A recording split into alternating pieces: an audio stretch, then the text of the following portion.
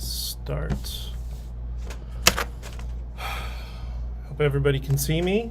If there are people here on the other side of this and you can see anything, please send me a message in the chat. Oh, I heard myself pop up. That means I must be streaming. Let me just double check here and going into... yeah, there we are. Okay, we're great.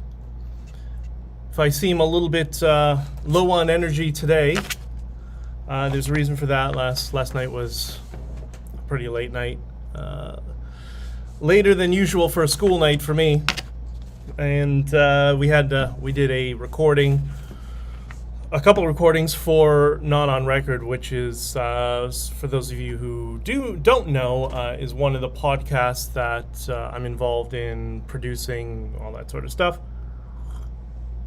Actually did an episode in placement of Diana. It's with Joseph Newberger, who's a criminal lawyer in Toronto, a very, very competent criminal lawyer.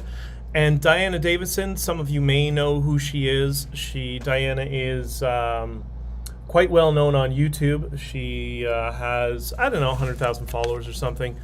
Has been an activist, legal researcher, I guess now you describe her. And super bright, both of them become, good friends over the time that we've worked together. And some people may or may not notice. I know some of you know I do a variety of other podcasts, Open College with Stephen Hicks, and a few others. And there is one common theme amongst all of them, and that's kind of a return to normality and away from all of this extremist nonsense and rhetoric that we see occurring in society and in politics and all that sort of stuff. So people wonder, what are my motivations? He's a Fed or he's this. And like, no. Just, it was always good with music and, production of sequencers and all that sort of stuff. So podcasting was just a natural fit, and I learned podcasting from somebody who is quite well known and quite famous in the podcasting world. And also people posting OnlyFans links in the chat of YouTube. I'm flattered, thank you very much, but it's really not the place for it. I think that's what Instagram is for. Half the people on Instagram are just promoting OnlyFans. So anyways, good morning. I hope we're all starting it off in a positive frame. And if not, you've come to the right place, because we are going to put on the positive frame. We're going to figure out a way to get us all into that positive headspace. So all these externalities in life that we're dealing with, they don't really affect us the way they have been over the last little while, which has benefited only one segment of society. So once again, I hope this day, today, this morning is going to be the best morning of your life. Not just the best morning of your week, the best morning of your life. And we're going to talk about, I don't want to say alarming things, just annoying things. And we're going to have fun with them and just address them logically and practically and go on about our day. And not only we going to have an awesome day, but we're going to allow everybody else who interacts with us today to have an awesome day as well. I'm going to be in the U.S. Shortly, and I'm going to do my best. Everybody I see, all the shops that I go to, I go to grab lunch and all that sort of stuff, just to be really cool to everybody. And it's funny how that little thing, not only does it, not everybody, but it helps a lot of people overcome a little bit of the stress and anxiety that they have in their lives, but it helps you too. Like, it helps me when I go into a place and I'm positive with other people, and we know all the problems in the world. Fine, we all know that. But if we just kind of focus on being good to one another, it helps me feel better, and I think it helps most people feel better too. So I encourage you to do that. Once again, please like, share, subscribe. The broadcast, whether you're on, I think it's on Facebook and YouTube right now. The Facebook one I don't really care about. That's just a placeholder for the interim to test this codex. And also locals. So a couple of the people have told me that they can't subscribe to locals for free. The reason you want to do that is because the live chat in locals requires a subscription. So I created a free code so you could go to locals, click on checkout. So you click subscribe and pay, and then there's a plus promo code link that pops up, at least on the mobile version. And when you click on that, you enter the code FREE, all capitals, and the number 6, and should allow you to subscribe for free. That's what this camera is. This is the locals. And Diana's right. The locals camera looks like me. The YouTube camera looks like a fat version of me. It's crazy. But anyways, what are you going to do? That's life. Yesterday talked about farmers and the Canadian farmers and some of the differences between Canada, not so much versus the Netherlands, because I'm not aware specifically the bureaucracy of the Netherlands, but basically why in Canada we're a little bit protected and we have some stopgaps, and that friends of mine in the farming world who are teaching me this stuff, because I don't want to be, the obnoxious city guy who tells everybody what farming life is all about, because I really don't know, but they're trying to educate me. And so go back and view that if you have other people who are concerned that we're going to run out of food, we're going to starve in Canada. There are concerns, but it's not as alarming as it is in places like the Netherlands, and that's because of that stopgap. But I hope I spoke about farming and the farming community in a respectful manner, as somebody who really doesn't know, who's just learning. And I hope I did it justice. And if not, go ahead and tell me. Like one of my trolls, I got a liberal troll already. You can tell it's a liberal staffer because it only happens during business hours. That's how they operate. They just go and make assertions. I mean, that's what the Liberal Party spends their time on. What are you going to do? It's hysterical. I love it. So hopefully they will continue to do so. I welcome it. So I got to make this one a little bit shorter today because, 45 minutes is a little ridiculous.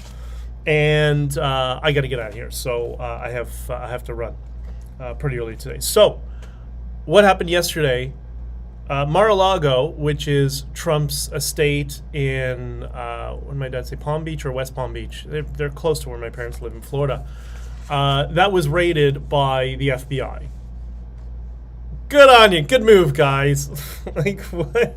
And I think the thing that's annoying about it is it's not about whether you like or you dislike Trump. I don't want to get into that fight and debate because, there's a certain segment of people that have been primed to have a certain opinion that I don't think is factual, but they hold on to it like a religion. So as soon as you mention the name Trump, they start screaming at everybody. Okay, fine. That's not what this is about. This is another example of more escalation. Like, I want to ask you, to the people who dislike Trump, to the liberal staffer trolls who've been watching me, do you really think that's going to help things? Like, you talk about how you make the assertion that Trump and the MAGA people are a cult. Well, firstly, all political parties are a cult. Okay, yours included. So you often, promulgate this narrative that the MAGA people are a cult. Fine. Do you really think getting the FBI to raid his property is going to tone things down? Do you think that's going to tone down the rhetoric and make people less angry and less frustrated with the dementia administration? You really think that's going to help? Because you really don't understand what motivates people. And this is a common thread. You've heard people talk about this, specifically Scott Adams talks about how people on the left do not understand human motivation. I would argue it's anybody on the extremes, because I see that on the extreme right, but I see that on the right in Canadian politics, that they also don't understand human motivation. But do you really think that going after this guy who they all see as a hero to them, whether you agree or not, that's not the point, The point is there are people who think differently than you, who see him as a hero who's fighting the good fight, and you're going to go and persecute him. And what happened to, remember the decorum in the years, like, I remember growing up in the 80s and 90s when people would talk about past presidents. You know, there was no love for Jimmy Carter. Even, you know, amongst liberals or Democrat types, there was no love for Ronald Reagan, which was confusing to me, but okay, fine. But there was a degree of decorum and respect that, well, we didn't like him, but he was still the president. You saw that start to wane a little bit with Bush, but even with Bush, it was there. Didn't like him. He did horrible things. I'm not saying I didn't like him or not, but people would say, I didn't like him, but he's still our former president. He's out of office. We have to respect the office of the president. What happened to that? Where is that? Now they're treating him like some two-bit thug, and just like, it's been what, 5 years? You know, every week, we're gonna get him now. Oh, Trump's in trouble. We're gonna have him arrested now. Oh, he's in for 5 years. Like, give it up already. Stop. It's just, all it's doing is it's escalating. And this is something we saw in Canada with the Freedom Convoy, and we still see it today. That instead of being our civil servants, our elected servants, which is a word we need to start using more frequently because they work for us, that our elected servants who are there to do what is best for us and the country, instead of doing that, are always escalating things. That's what you saw with the Freedom Convoy. There was no attempt to ever reach out to the Freedom Convoy and talk to them and whatever. There were people, and I don't know the circumstances yet because I'm getting, 3 different answers of certain people reached out to Doug Ford's former chief of staff without us knowing, and brokering some deal, which I think ultimately ended up sabotaging the protest. But okay, whatever. That's a whole bunch of other issues we'll address at another time. But it's always the strategy of extremists of trying to double down and trying to anger people. We're seeing this continued escalation in Canada as we are in the US, and it's no surprise. I mean, one of the things I learned over the years is these global NGOs or think tanks, universities that have campuses all over or work with affiliated campuses in the United States and vice versa. So much of politics is farmed out now. It's farmed out to focus companies that do focus groups and companies that do campaign research and polling and NGOs. Like, it's all it's like a manufacturing line. That's why you see politicians are so disingenuous, many of them, not all of them, because it's this assembly line process to politics now, all based on data and people who don't understand. If you don't understand the presuppositions of the data collecting, then you don't understand what the data is telling you. That's another issue. So this continued spiral towards escalation to causing reciprocal extremism, reciprocal anger, whatever you want to call it. I think that's the strategy of the extremists on the left now, because it used to be just calling people names. Just call people names. Don't worry about policy. Policies don't matter anymore. Just call people racist, white supremacists, bigots, whatever, and we'll get through it.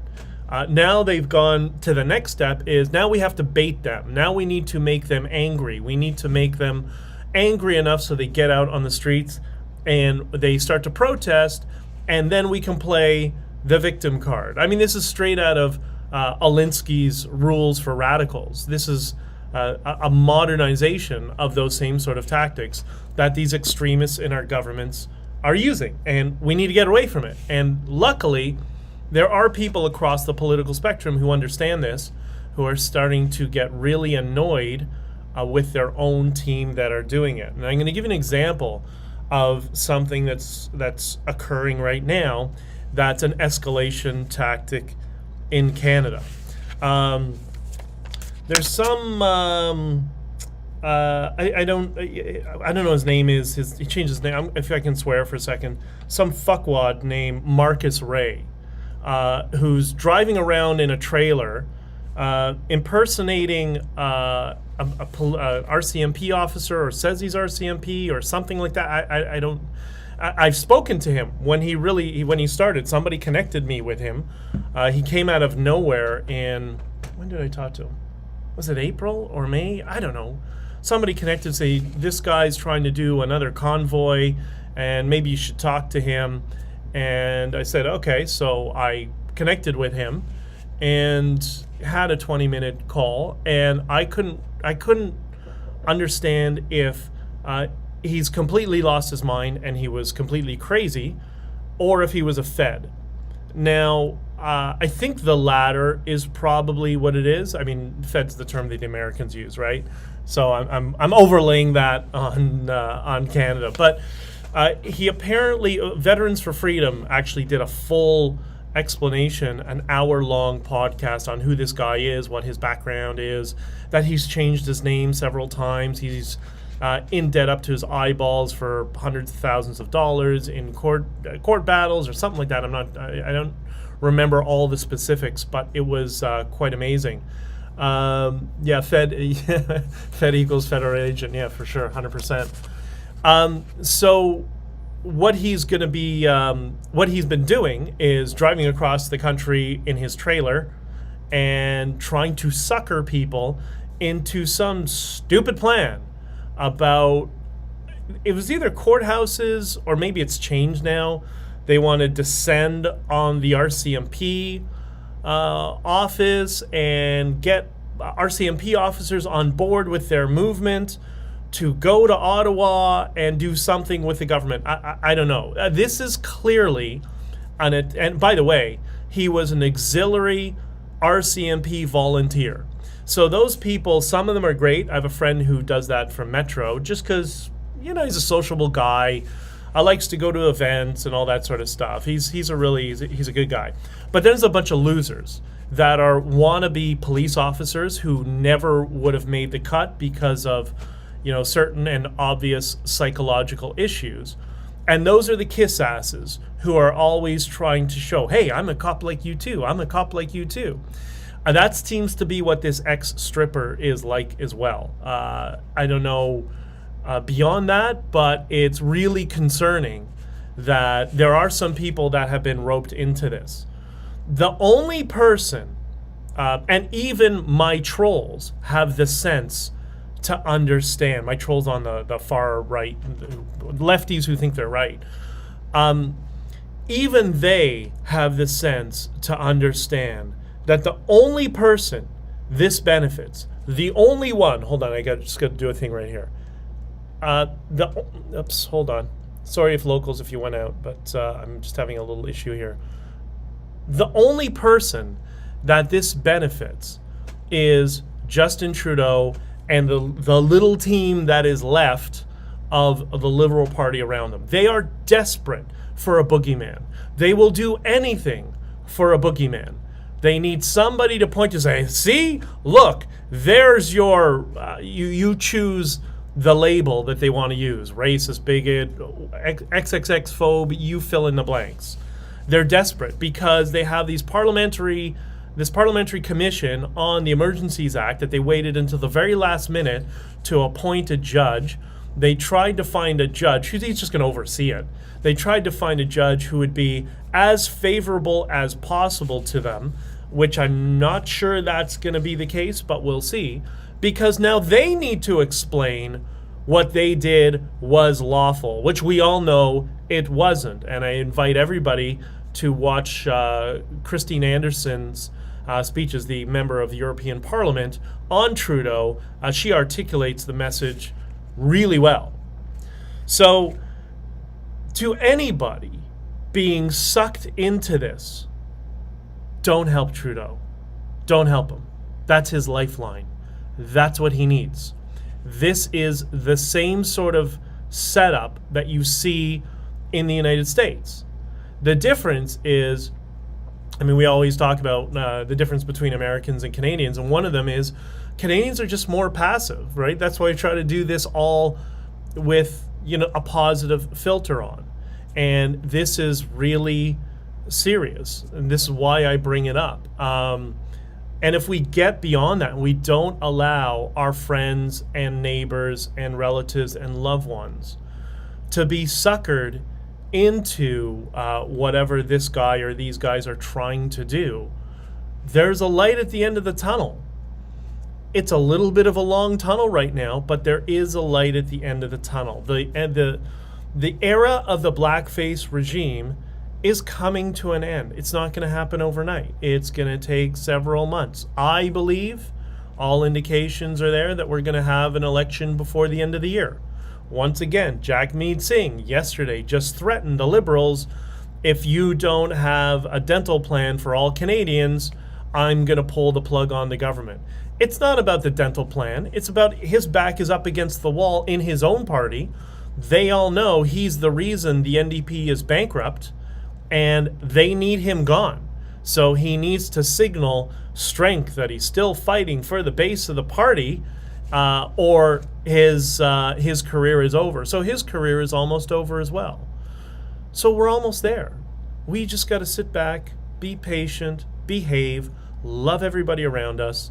And as I'm always trying to encourage as many people as possible, find friends, and this might be difficult in certain rural neighborhoods, but find friends who are liberal, not the crazy, extremists on other ends, but find friends who have differing political views from you. I mean, last night was amazing. I love hanging out with those guys because we all have different political perspectives, but we all jive really well. We all respect each other, and we can talk openly about stuff, and we disagree. But remember how good it was when you would have friends and family who you disagree with, and it wouldn't be an argument every time. It's just like, you don't know what you're talking about. I mean, we all have family, we all have parents, we love our parents, and we disagree with them sometimes. Some of us quite frequently. But we still love each other. So I think we kind of got to go back to that, and we need to resist the desperate attempt by our political class to enrage us and to fuel a reciprocal extremist response of frustration. That's not going to help any of us. I know it's annoying. I mean, that's why you saw, Trump, his response is, this is a dark day in American history. Well, yeah, I guess it is, but there was no call for everybody to go out and protest and get angry and all that. He wasn't saying take to the streets. It's, we'll deal with this. We'll get through this. This is going to work out. It's just another indication of how they have nothing against us. That's his perspective. I'm not saying I agree or disagree. But I mean, I do have my opinions, but I don't want to muddy the waters with that. But I think it's important for all of us to everybody around us to do our best just to de-escalate everybody, because the government around us and the fake news media is doing everything they can to escalate things. So we need to help. We need to be a self-correcting mechanism to help fight against that. That's just my suggestion, which is also why I want to, focus on a stream of we're all coming together. We may have differing opinions, but we're positive, we're supportive. In Alberta, right now there's a leadership race in Alberta, and there's a whole bunch of different people running. This is for the Conservative Party. And I have friends who are supporting different people in that race, and great. Good luck to all you guys. I hope whoever you get, you're happy with, and I hope you go the right direction. And that's it. You support people even when you disagree with them. I had a very, very long meeting with some liberals who've now realized that there are some problems. Because I have a couple of friends who've been liberals their whole lives, and we always kind of disagreed on politics. Sometimes we agree, sometimes we disagree. And even they're like, yeah, you know what, we got to go back to the way things were, where we weren't at each other's throats all the time. And that's going to be the legacy of the Trudeau blackface era. that this was the regime or this was the administration or the government of darkness, of anger, of escalation, of attacking Canadians, attacking fellow citizens, of freezing bank accounts, of ostracizing people you disagreed, and excessive and gross intolerance. That's going to be the legacy of the Trudeau blackface regime, and that's what people are going to think of when they hear the name Trudeau. That name in politics is dead. It's done. Once he's out, his offspring, they're not getting into politics. That's how damaging it was, and we're going to make sure that they don't rewrite history, which is one of the reasons I and other people have been writing books. It's why Andrew Lawton has written his book on the Freedom Convoy. Tom Quiggin also has a book. Donna Lafamboise is also putting together a book, who is somebody who is on the ground watching everything. She's a wonderful woman, very articulate. And I'm putting together the book from exactly the perspective of what was going on this side of the camera. When I was speaking to many of the people I was speaking to, Dave Rubin and Gad Saad and Jordan Peterson and Barry Weiss, still hasn't released that podcast, I guess because I came off as reasonable, as she said. So anyways, okay, let's get to the questions because we are 26 minutes in, so it's a little bit shorter. We'll make this quick.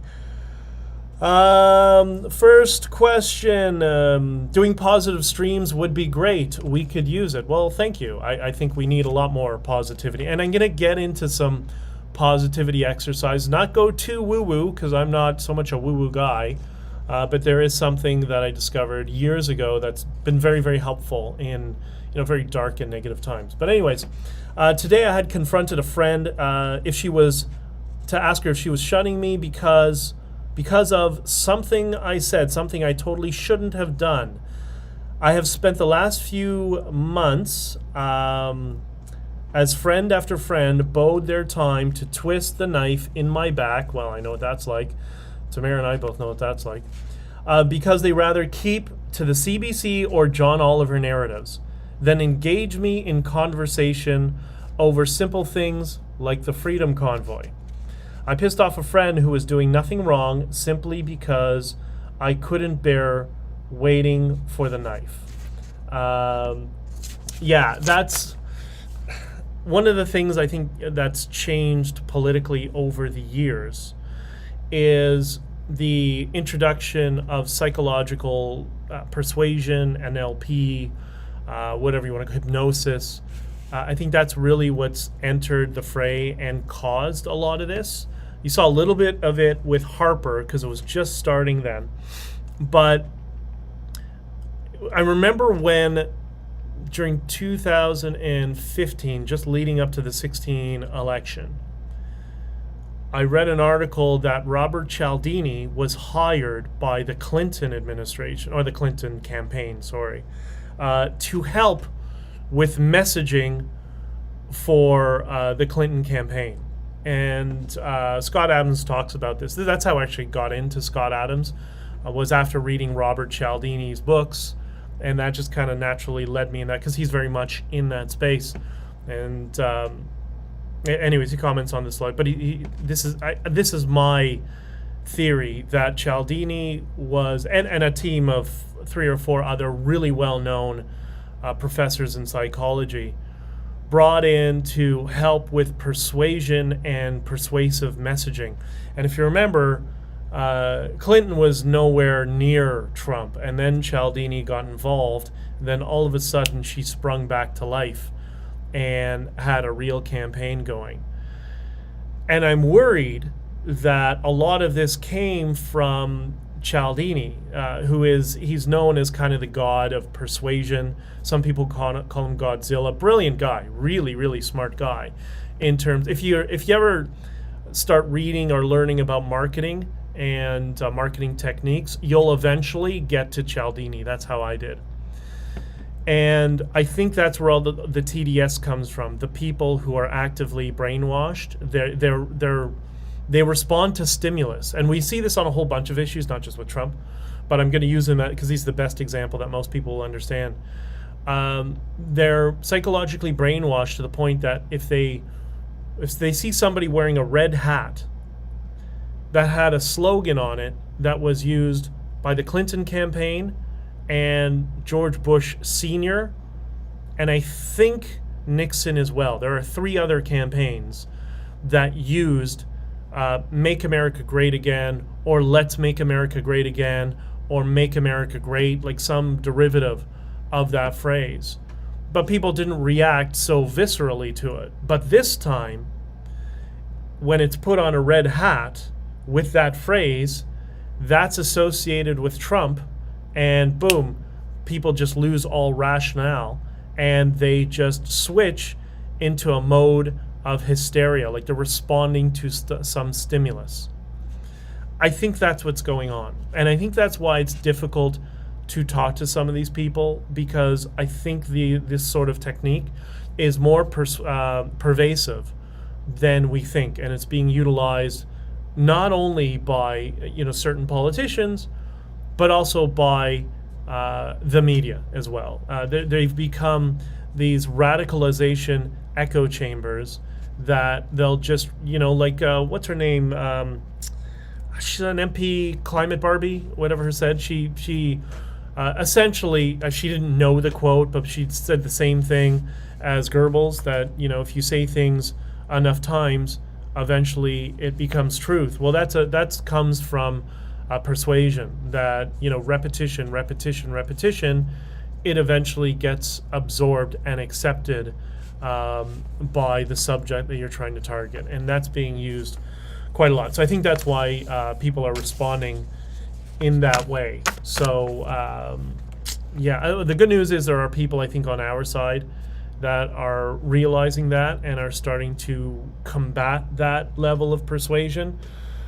Typically, what they'll do is they'll do emotional persuasion on the left or far left, all emotional messaging, and the conservatives will talk about a $50 tax credit. And then there's people like me, when we were in the party, I guess technically still am in some capacity, are screaming and jumping against the ceiling, saying, you need to speak to people on an emotional level. You need to connect with them emotionally. No, that's not how we do politics. Yeah, you don't win elections either, so that might have something to do with it. Okay, I'm going to cut it short there. I got 3 other comments. I'm going to save those for the next episode. We're 32 minutes. I got to shorten it by another 5 or so, but I got to run. It's getting late. Thank you, everybody who doesn't mind listening to my verbal diarrhea. But I do hope that this becomes a way for us all to kind of gather together over time, and then we get more and more people in here, that we start focusing on, we'll address difficult issues, but try to focus on what's our positive frame. And so we spoke about something that's, quite negative, the fact that the government is trying to, escalate things with people. The good news is I don't think it's working. I think most people realize, especially truckers, they're quite astute and smart people. I've realized, I'm not falling for that stupid stuff. There's a video, he's a TikToker. I don't have TikTok. I've explained why.